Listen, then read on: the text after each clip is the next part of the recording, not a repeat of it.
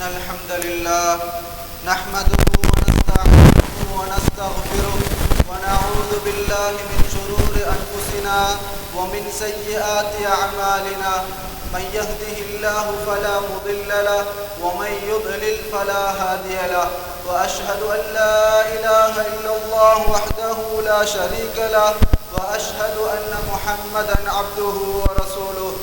قال الله تعالى في كلامه العزيز بعد أعوذ بالله من الشيطان الرجيم: يا أيها الناس اتقوا ربكم الذي خلقكم من نفس واحدة وخلق منها زوجها وبث منهما رجالا كثيرا ونساء واتقوا الله الذي تساءلون به والأرحام إن الله كان عليكم رقيبا.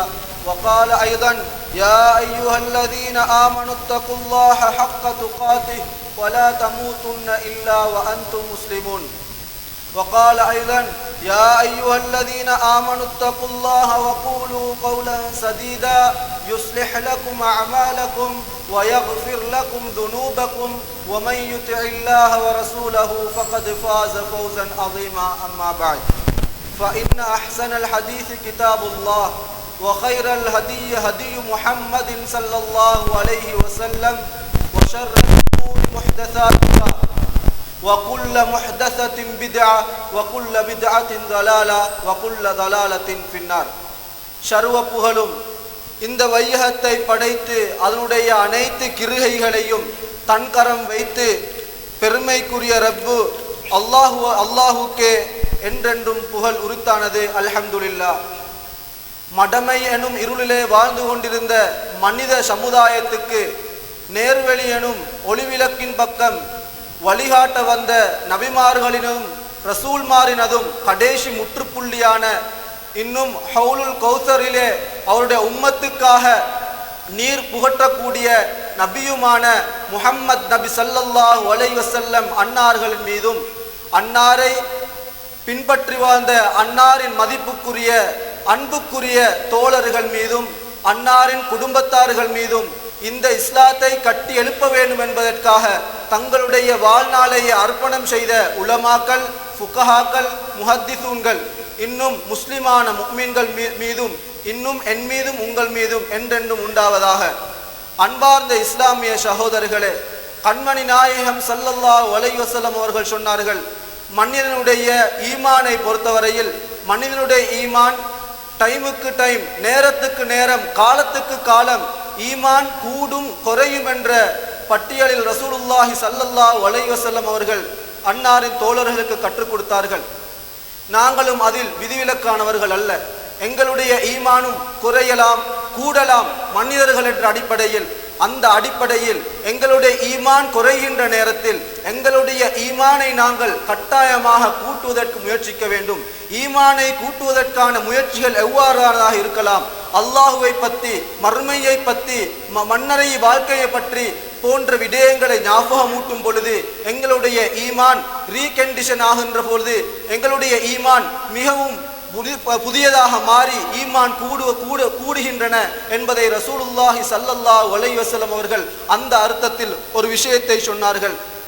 Abu Hurairah ரலியல்லாஹு அன்ஹு அவர்கள் அறிவிக்கின்றார்கள், அக்ஸிரு ஸிக்ர ஹாதிமில் லஸ்ஸாத், இன்பங்களை தகர்த்து எரியக்கூடிய அதை நீங்கள் அதிகமாக நினைவு கூறுங்கள் என்று கூறிவிட்டு யஅனி அல் மௌத், அதுதான் மரண வேலை என்று ரசூலுல்லாஹி ஸல்லல்லாஹு அலைஹி வஸல்லம் அவர்கள் கூறியதாக அன்னாரின் தோழர் அபூ ஹுரைரா ரலியல்லாஹு அன்ஹு அவர்கள் அறிவிக்கின்றார்கள்.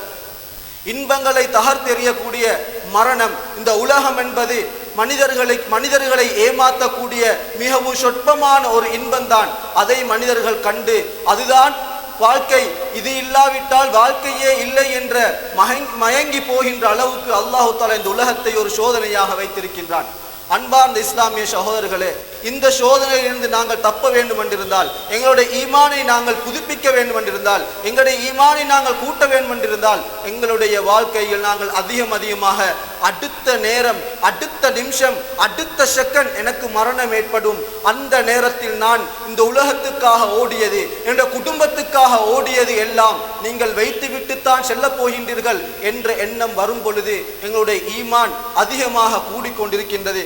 அன்பார்ந்த இஸ்லாமிய சகோதரர்களே, இன்று உலகத்தில் நாங்கள் பார்க்கின்றோம், ஒரு மனிதன் அவன் இந்த உலகத்தை விட்டு பிரிந்து விட்டால் எங்களுடைய பார்வையில் நாங்கள் நிறைய பேர் சொல்வோம் அவனுடைய வாழ்க்கை முடிந்து விட்டது. அன்பார்ந்த இஸ்லாமிய சகோதரர்களே, அவனுடைய வாழ்க்கை முடியவில்லை.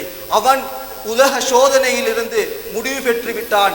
அவனுடைய முடிவுக்கான பிரதிபலனை பார்க்க போகின்றான். மௌத்தே இல்லாத நிம்மதியான ஒரு உலகத்தின் பக்கம் சென்று விட்டான். அவனுக்கு இனிமேல் மௌத்தோ கிடையாது, அவனுக்கு மரணம் கிடையாது என்பதை ரசூலுல்லாஹி ஸல்லல்லாஹு அலைஹி வஸல்லம் அவர்கள் சொன்னார்கள். அந்த மரணமே கிடையாத முதல் கட்டத்தில் இருக்கின்றது பர்ஸஹுடைய வாழ்க்கை, கபருடைய வாழ்க்கை.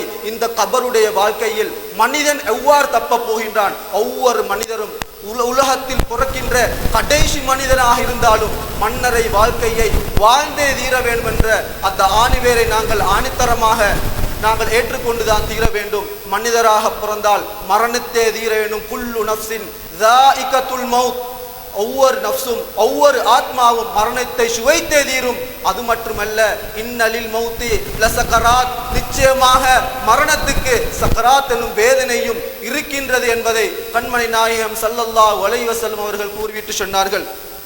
அன்பார்ந்த இஸ்லாமிய சகோதரர்களே, எங்களுடைய மரணத்துக்கு பின்னால் எங்களுக்கு கிடைக்கின்ற முதலாவது வாழ்க்கை சுவர்க்க வாழ்க்கையோ நரக வாழ்க்கையோ இல்லை.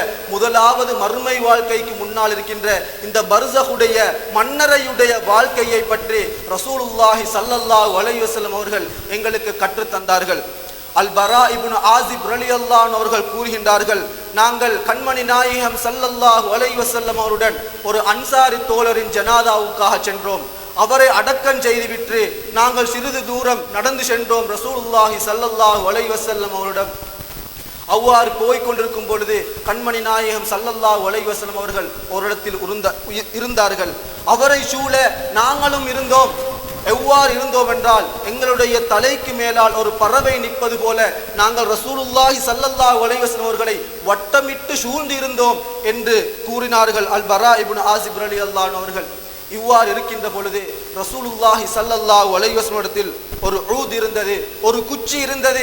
அந்த குச்சியை எடுத்துக்கொண்டு கண்மணி நாயகம் ஸல்லல்லாஹு அலைஹி வஸல்லம் அவர்கள் நிலத்தில் கோடு போட ஆரம்பித்து, நிலத்தில் நாங்கள் எழுதி கொண்டிருப்போமே அதே போல் எழுதி கொண்டிருக்க ஆரம்பிக்கின்றார்கள்.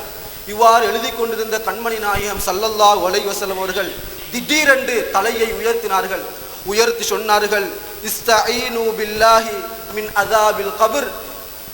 சஹாபாக்களே, அருமை தோழர்களே, நீங்கள் கபருடைய வேதனையை விட்டும் அல்லாஹ்விடம் பாதுகாப்பு கேளுங்கள் என்று ரசூலுல்லாஹி ஸல்லல்லாஹு அலைஹி வஸல்லம் அவர்கள் பூமியை பார்த்து எழுதி கொண்டிருந்தவர் திடீரென்று எழும்பி, அவசரமாக எழும்பி அவர் மன்னரையுடைய வேதனையை விட்டும் நீங்கள் அல்லாஹ்விடம் பாதுகாப்பு கேளுங்கள் என்று ரசூலுல்லாஹி ஸல்லல்லாஹு அலைஹி வஸல்லம் அவர்கள் சொன்னார்கள். இவ்வாறு 2 முறை அல்லது 3 முறை சொன்னதாக அறிவிப்பாளர்கள் சொல்லுகின்றார்கள். அன்பார்ந்த இஸ்லாமிய சகோதரர்களே, இந்த மனிதன் அடக்கப்பட்டு, இந்த மனிதனுடைய உயிர் கைப்பற்றப்பட்டு மலக்குல் மௌத் மட்டுமல்ல, கண்ணெட்டும் அளவுக்கு மலாய்க்காமார்கள் உயிரை பறிப்பதற்கு வந்திருப்பார்கள். அந்த உயிரை கழட்டுகின்ற மலக்குல் மௌத் அல்லாஹ் குர்ஆனில் சொல்கின்றான், புக்கில பிக்கும் மலக்குல் மௌத், உங்களுக்காக சாட்டப்பட்ட உயிர் வாங்குகின்ற மலக்கு என்று அல்லாஹு தாலா சூரா அஸ்-சஜதாவில் குறிப்பிட்டு காட்டுகின்றான். அன்பார்ந்த இஸ்லாமிய சகோதரர்களே, அந்த வானவர் தங்களுடைய களத்து மாட்டுக்கு வந்து அந்த உயிரை கைப்பற்றியதற்கு பின்னால் அந்த உயிரை கவன் செய்து வானத்தின் பக்கம் எடுத்துக்கொண்டு செல்வார்கள்.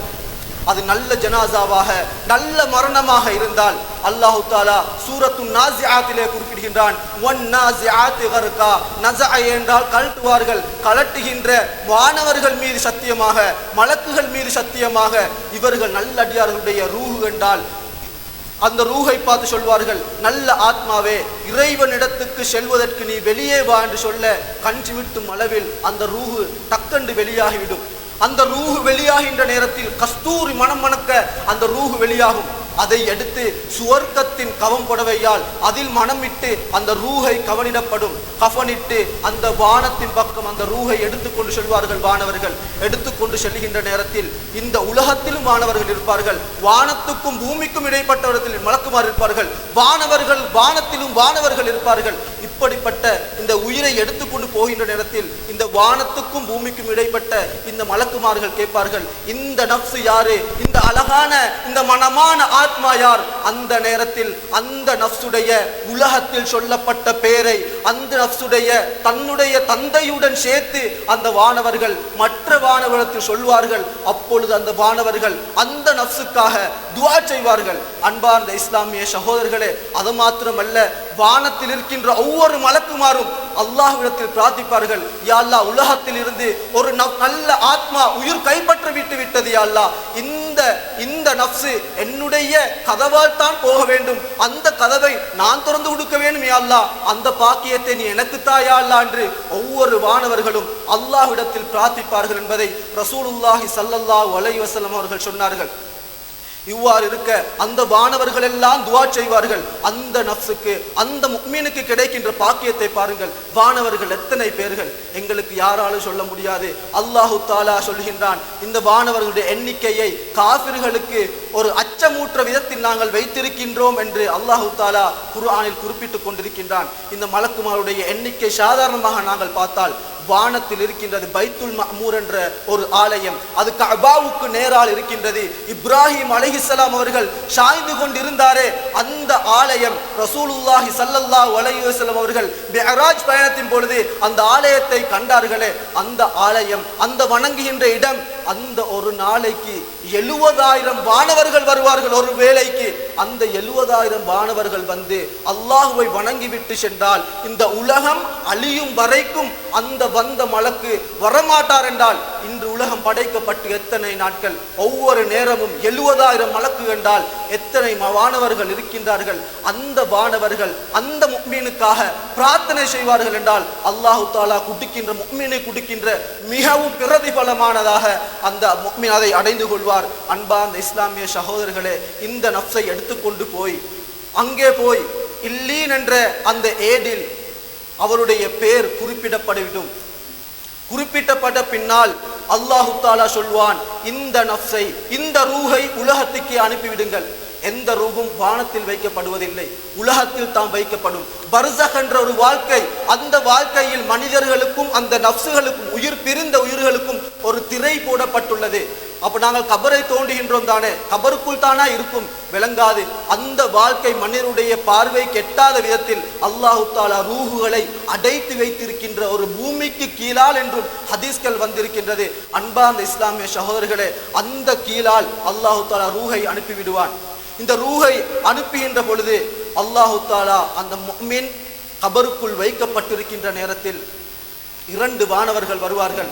நாங்கள் சிறிதில் படித்திருக்கோம், முன்கர் நக்கீர் என்ற 2 வானவர்கள் கபரில் கேள்வி கேட்கக்கூடிய வானவர்கள் என்று நாங்கள் படித்திருக்கிறோம். அந்த மாணவர்கள் வருவார்கள், வந்து ஃபயுஜிலிசானிஹி, அந்த நப்சுக்கு உயிரை கொடுத்து அவரை கபருக்குள் வைத்து எல்பட்டுவார்கள்.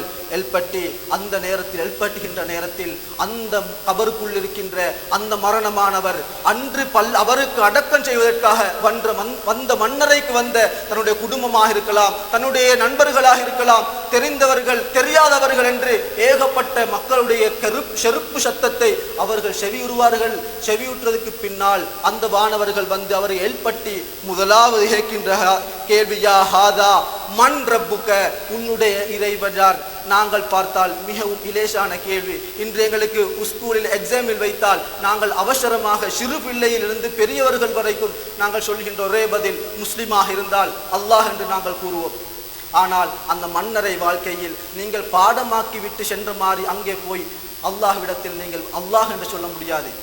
நீங்கள் மன்னரைகளை வணங்கியவர்களாக இருந்தால், முஸ்லிம் என்ற பேருதாங்கியலாகத்தான் இருந்தால், தொழுகையில் நிலைநாட்டாதவர்களாக இருந்தால், ஹஜ் கடமை ஹஜ்ஜை செய்யாதவர்களாக இருந்தால், ஜகாத் கொடுக்கிறதுக்கு வசதி பெற்றிருந்து ஜகாத் கொடுக்காமல் இருந்தால், நீங்கள் எவ்வாறு நீங்கள் என்னுடைய இறைவன் அல்லாஹ் என்று நீங்கள் கூறப்போகின்றீர்கள்? உங்களுடைய பேர் முஸ்லிம் பேரு என்பதற்காக அல்லாஹு தாலா அல்லாஹ் என்ற பதிலை இலேஷாக வாய்க்கு தரமாட்டான். அன்பார்ந்த இஸ்லாமிய சகோதரர்களே, அல்லாஹு தாலா அதைத்தான் குர்ஆனில் முஃமின்களுக்கு கொடுக்கின்ற பாக்கியத்தை பாருங்கள். وَيُثَبِّتُ اللَّهُ الَّذِينَ بِالْقَوْلِ الثَّابِتِ فِي الْحَيَاةِ الدُّنْيَا وَالْآخِرَةِ. அல்லாஹு தாலா விசுவாசம் கொண்ட முஃமின்களுக்கு கொடுக்கின்ற பாக்கியம், அந்த முஃமினுடைய நாவில் உறுதியான வார்த்தையை அல்லாஹு தாலா கொடுப்பான், வேற யாருக்கும் கொடுக்க மாட்டான். அந்த நேரத்தில் அந்த அடியான் அல்லாஹ் என்னுடைய இறைவன் அல்லாஹ், நான் இவனை மாத்திரம்தான் வணங்கினேன் என்ற அடிப்படையில் அவன் அல்லாஹ் என்று கூறுவான். அன்பார்ந்த இஸ்லாமிய சகோதரர்களே, அல்லாஹுவை பற்றி அல்லாஹ் என்ற விதத்தில் நாங்கள் விளங்கினால்தான் அல்லாஹுவை பற்றி எங்களுக்கு இலேஷான பதிலான அல்லாஹ் என்று எங்களுக்கு பதிலை சொல்ல முடியும். அல்லாஹுவை பற்றி தப்பான எண்ணங்கள் வைத்திருந்தால் அல்லாஹு என்று யாராலும் பதிலை முஸ்லிமாக இருந்தாலும் உலகத்தில் சொல்லிக் கொண்டிருந்தவனாக இருந்தாலும் அவனுக்கு மண்ணறையில் அல்லாஹ் என்ற வார்த்தை வாய்க்கு வராது என்பதை ரசூலுல்லாஹி ஸல்லல்லாஹு அலைஹி வஸல்லம் அவர்கள் குறிப்பிட்டார்கள். அது மாத்திரமல்ல, அவன் அந்த பதிலை சொல்ல அவனிடத்தில் மற்றது கேட்கப்படும். வமா தீனுக்க, உன்னுடைய போக்கு எது, உன்னுடைய வழி எது, உன்னுடைய மார்க்கம் எது என்பதில் இரண்டாவது கேள்வியாக கேட்கப்படும். அந்த நேரத்தில் அவன் சொல்வான், தீனியல் இஸ்லாம், என்னுடைய மார்க்கம் இஸ்லாம் மார்க்கம், நாம் வந்த வழி இஸ்லாம் மார்க்கம். இந்த இஸ்லாம் மார்க்கம் என்பதையும் அவன் இலேஷாக சொல்வானா? இஸ்லாத்தை இஸ்லாமாக படித்திருக்க வேண்டும். கண்மணி நாயகம் ஸல்லல்லாஹு அலைஹி வஸல்லம் அவர்கள் சொன்னார்கள், புனியல் இஸ்லாமு அலா ஹம்சின், இஸ்லாம் என்பது 5 தூண்களின் மீது கெட்டப்பட்ட ஒரு விடயம். அதாவது முதலாவது கலிமா, இரண்டாவது தொழுகை, மூணாவது நோன்பு, நாலாவது ஜக்காத்து, 5வது ஹஜ்ஜி என்று நாங்கள் சிறிசிலிருந்து நாங்கள் பாடமாக்கினோமே, பாடசாலை செல்கின்ற காலத்திலெல்லாம் பாடமாக்கினோமே. இந்த கிரிகைகளை கொண்டு கெட்டப்பட்ட ஒரு தூணாகத்தான் இஸ்லாம் இருக்கின்றது. அன்பார்ந்த இஸ்லாமிய சகோதரர்களே, இதை நீங்கள் ஒழுங்கு வர செய்யாவிட்டால் நீங்கள் எவ்வாறு சொல்லப் போகின்றீர்கள்? நான் தொழாதவனாக இருந்தால், தொழுகையை பொடுபோக்காக இருந்தால், லுகரை தொழுது விட்டு அசர் இல்லை மக்ரிபை தான் தொழுகின்றான், மக்ரிபு தொழுதால் இஷா இல்லை, இஷாவை தொழுதால் சுபஹ் இல்லாமல் இருக்கின்ற மனித சமுதாயமாக இருந்தால் நாங்கள் எவ்வாறு என்னுடைய மார்க்கம் இஸ்லாம் தான், எனக்கு ஜக்காத்துடைய வசதி வருடம் பூர்த்தியாகி 100க்கு 2.5% நான் கொடுக்காவிட்டால் நான் எவ்வாறு சொல்ல போகின்றேன் என்னுடைய இஸ்லாம், என்னுடைய மார்க்கம் இஸ்லாம் தான் என்று? ஹஜ்ஜுக்கு வசதி பெற்று அந்த வருடம் ஹஜ் செய்யாமல் மரணித்து விட்டால் நீங்கள் எவ்வாறு சொல்ல போகின்றீர்கள் என்னுடைய மார்க்கம் இஸ்லாம் தான் என்று? ரமலானுடைய மாதம் ரமலானுடைய நோன்பை ஒழுங்காக பிடிக்காதவர்கள் நீங்கள் எவ்வாறு சொல்ல போகின்றீர்கள் அல்லாஹ்விடத்தில், அந்த வானவிடத்தில் என்னுடைய மார்க்கம் இஸ்லாம் தான் என்று? அன்பார்ந்த இஸ்லாமிய சகோதரர்களே, எங்களுடைய பெற்றோர்கள் முஸ்லிம்கள், நாம் பிறந்தது முஸ்லீம், நான் ஏதோ பள்ளி வாயிலும் தொடர்பு இருந்தேன், ஏதோ தானும் முஸ்லீமாக இருந்தேன் என்று தப்பிவிட முடியாது. ஒழுங்கான முறையில் இஸ்லாத்தை எடுத்து நடந்தாலே ஒழிய நீங்கள் என்னுடைய மார்க்கம் இஸ்லாம் என்று சொல்ல முடியாது. அன்பார்ந்த இஸ்லாமிய சகோதரர்களே, மற்றதாக அவர்கள் கேட்பார்கள், மா ஹாதர் ரஜுலில்லதி புஇஸ ஃபீக்கும், உங்களுக்காக அனுப்பப்பட்ட இன்னாரை பற்றி நீங்கள் என்ன சொல்லுகின்றீர்கள்? வேற ஹதீஸ்களிலே எடுத்து காண்பிக்கப்படும் ரசூலுல்லாஹ்வுடைய உருவம், அவருடைய உருவம் எடுத்து காண்பிக்கப்படும் என்பதாகவும் வேற ரிவாயத்துகளின் மூலம் வந்துள்ளது. அந்த ரசூலுல்லாஹி ஸல்லல்லாஹு அலைஹி வஸல்லம் அவர்களை எடுத்து காண்பிப்பார்கள் முன்கர் நக்கீர் என்ற வானவர்கள்.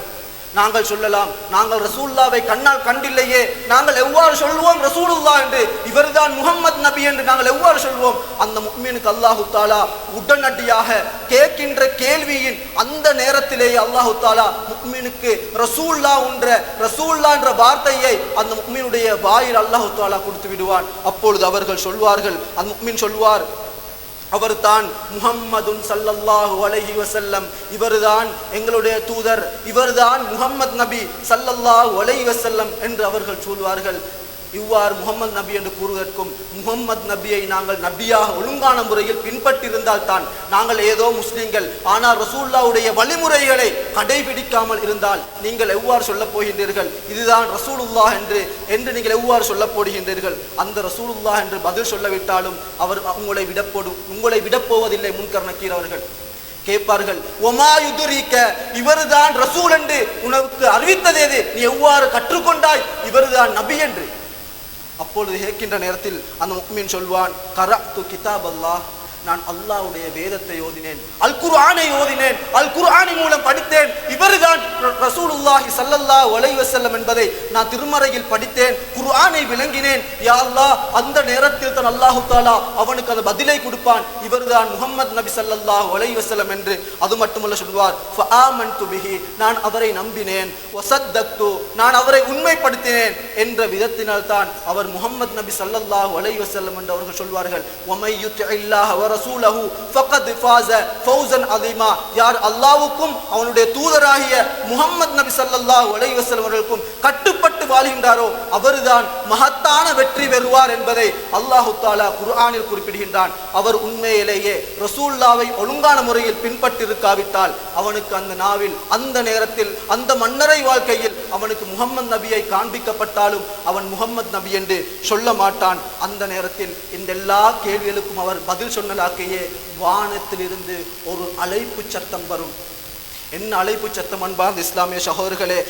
அடியான், என்னுடைய அடியான் உண்மை சொல்லிவிட்டான், என்னுடைய அடியான் உண்மை சொல்லிவிட்டான், அவருக்காக சுவர்க்கத்துடைய வாயிலை திறந்து விடுங்கள், அவருக்கு சுவர்க்கத்திலிருந்து ஆடையை அணிவியுங்கள் என்று வானத்திலிருந்து ஒரு சத்தம் வரும். அந்த நேரத்தில் வானவர்கள் சுவர்க்கத்துடைய வாயிலை துறப்பார்கள்.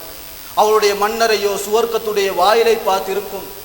சுவர்க்கத்தில் இருந்து அவர் சுவர்க்கத்துடைய கஸ்தூரி மணங்கள், சுவர்க்கத்துடைய தென்றல் காத்து அவரை நோக்கி வீச ஆரம்பிக்கும்.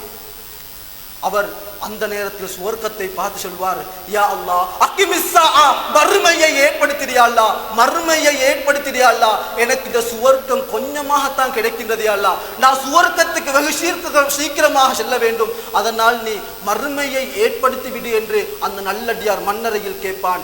அப்பொழுது அந்த வானவர்கள் சொல்வார்கள், இல்லை, நீ இங்கே உறங்கிவிடு, அதை அல்லாஹு தஆலா கியாமத் நாளை ஏற்படுத்துவான், ஏற்படுத்தியதற்கு பின்னால் உன்னை எல்பட்டி உனக்காக ஒதுக்கப்பட்ட அந்த சுவர்க்கத்தை அல்லாஹு தஆலா நிச்சயமாக தந்தே தீருவான் என்று புது மாப்பிளை போல அந்த சுவர்க்கத்தில், கபருக்குள் சுவர்க்கத்தின் உறக்கத்தை உறங்குவார் அந்த முஃமினான நல்லடியார்.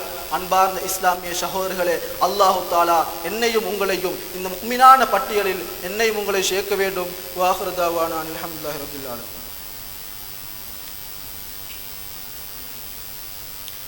அல்ஹம்துலில்லாஹி ரப்பில் ஆலமீன் والصلاة والسلام على أشرف الأنبياء والمرسلين نبينا محمد وعلى آله وصحبه أجمعين أما بعد. அன்பார்ந்த இஸ்லாமிய சகோதரர்களே, ஒன்றோ நாங்கள் முஃமின்களாக இருந்து எங்களுடைய மன்னரை வெளிச்சமானதாக, அழகானதாக, சுவர்க்கத்தின் தென்றல் காற்று வீசியவர்களாக இருக்க வேண்டும், இல்லாவிட்டால் நரகத்தின் படுகுழியாக இருக்க வேண்டும். இந்த ரெண்டு ஆப்ஷனையும் தவிர வேறு ஒரு வழி இல்லை என்பதை ரசூலுல்லாஹி ஸல்லல்லாஹு அலைஹி வஸல்லம் அவர்கள் கற்றுத்தந்தார்கள். அன்பார்ந்த இஸ்லாமிய சகோதரர்களே, அந்த நல்லடியாருடைய மன்னரை அவருடைய கண்ணெட்டும் அளவுக்கு விசாலமாக்கப்படும், அந்த அளவுக்கு ஒளிமயமாக்கப்படும் என்பதை ரசூலுல்லாஹி ஸல்லல்லாஹு அலைஹி வஸல்லம் அவர்கள் சொல்லிவிட்டு ஒரு காஃபிருடைய மரணத்தின் பின்னால் அவருடைய மன்னரை வாழ்க்கையை பற்றியும் ரசூலுல்லாஹி ஸல்லல்லாஹு அலைஹி வஸல்லம் அவர்கள் சொன்னார்கள், அவனுடைய உயிரும் அவனிடம் பக்கம் மீட்கப்பட்டு முன்கர் நக்கீர் என்ற வானவர்கள் வருவார்கள், அவனை எல்பட்டி அவனை உட்கார வைப்பார்கள், உட்கார வைத்து அவனிடத்தில் கேட்பான், மன் ரப்புக்க, அவனிடத்தில் கேட்பார்கள், மன் ரப்புக்க, உன்னுடைய இரட்சகன் யார்? காஃபிர் என்றாக்கே நாம் நினைத்துவிடக்கூடாது, இறை நம்பிக்கை இல்லாதவர்களும் வருவார்கள், முஸ்லிமாக இருந்து பேருதாங்கியலாக இருந்தார்களே அப்படிப்பட்டவர்களும் இந்த பட்டியலில் வருவார்கள். நான் ஒரு பேருதாங்கி முஸ்லிமா என்பதை நானும் நீங்களும் தனிப்பட்ட முறையில் சிந்திக்க கடமைப்பட்டிருக்கின்றோம். அன்பார்ந்த இஸ்லாமிய சகோதரர்களே, அவர்கள் கூறிவிட்டு அந்த மன்றபுக்கென் ஹேக்கோம் அவர்கள் சொல்வார்கள், ஹா ஹா லா அதிரி, ஐயோ ஐயோ எனக்கு தெரியாவே என்று அவர்கள் பதிலளிப்பார்கள். ஒமா தீனுக்க, உன்னுடைய வழி எது, நீ கொண்டு வந்த மார்க்கம் எது, நீ எந்த மார்க்கத்தில் இருந்தாய் என்று கேட்கிற இடத்தில் அதுக்கும் அதே பதில், ஹா ஹா லா அதிரி, எனக்கு தெரியாது என்று அந்த கெட்ட ரூஹு, கெட்ட ஆத்மா கபருக்குள்ளே புலம்பும். அப்பொழுது ரசூலுல்லாஹி ஸல்லல்லாஹு அலைஹி வஸல்லம் அவர்களை காண்பித்தும் கேட்கப்படும். அந்த நேரத்திலும் ஹா ஹா லா அதிரி என்ற பதிலை சொல்லும் பொழுது வானத்திலிருந்து ஒரு சத்தம் வரும், அடியான் பொய் சொல்லிவிட்டான், அடியான் பொய் சொல்லிவிட்டான். அவனுக்காக நரகத்தின் வாயிலை திறந்து விடுங்கள், நரகத்துடைய விரிப்பை விரியுங்கள், நரகத்திலிருந்து ஒரு ஆடையை அவனுக்கு அணிவியுங்கள் என்று அந்த அடியானுக்கு செய்யுமாறு அந்த மலக்குமார்கள் ஏவப்படுவார்கள். அன்பார்ந்த இஸ்லாமிய சகோதரர்களே, அந்த நேரத்தில் அந்த அடியானுக்கு, சுவர்க்கவாதிக்கும் நரகவாதிக்கும் அல்லாஹு தாலா இந்த மனித சமுதாயத்துக்கு நரகத்திலும் ஒரு பங்கு வைத்திருக்கின்றான், சுவர்க்கத்திலும் ஒரு பங்கு வைத்திருக்கின்றான். சுவர்க்கவாதிக்கு அல்லாஹு தாலா சுவர்க்கத்துடைய அருட்கொடைகளை காட்டியதுக்கு பின்னால் ஒரு முறை நரகத்தை காட்டுவான். உனக்காக வைத்திருந்த இடம் நீ இன்று தப்பிவிட்டாய், உனக்காக நான் இதை நிஅமத்தாக மாற்றி சுவர்க்கத்தை தந்துவிட்டேன். அப்பொழுதுதான் அந்த அடியான் உணர்ச்சி வசப்பட்டு சந்தோஷப்படுவான்.